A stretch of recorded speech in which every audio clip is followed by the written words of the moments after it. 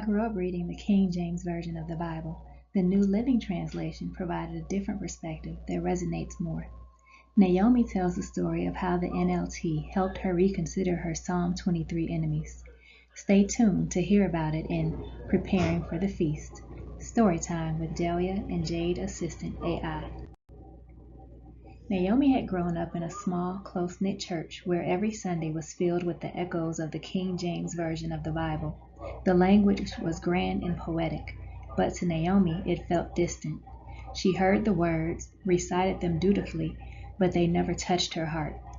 Psalm 23 was a staple, yet its meaning felt out of reach.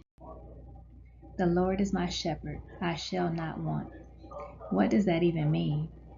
Naomi had wondered as a child. It sounded beautiful but abstract, like something meant for someone else's life, not hers. Years later, as an adult navigating her own spiritual journey, Naomi stumbled across the New Living Translation of the Bible.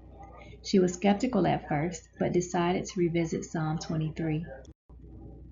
The words seemed to jump off the page. The Lord is my shepherd, I have all that I need. Her heart stirred. I have all that I need? Could it really be that simple? She read on. You prepare a feast for me in the presence of my enemies. Naomi had heard that verse countless times in her youth, but now, for the first time, it resonated. She imagined herself at a grand table, a feast prepared for her, not just any meal, but one in front of those who had hurt her, doubted her, or betrayed her. She paused.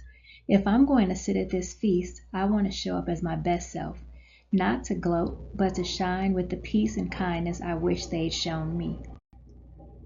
Naomi realized that preparing for this feast wasn't just about how she looked, it was about how she felt.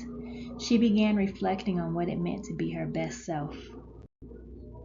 As a manifestor in human design with a 6'2" profile, Naomi knew she had the ability to lead by example.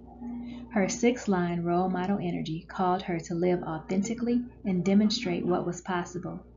She didn't need to convince anyone with words. Her actions would speak volumes. She made a plan.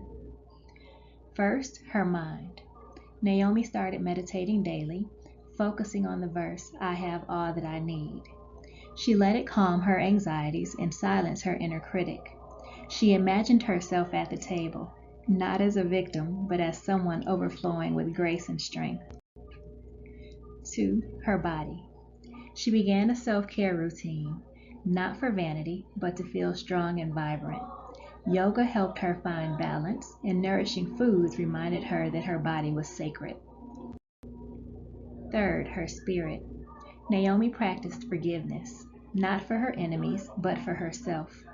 She released the pain she'd been holding on to, realizing it was weighing her down more than it ever affected them.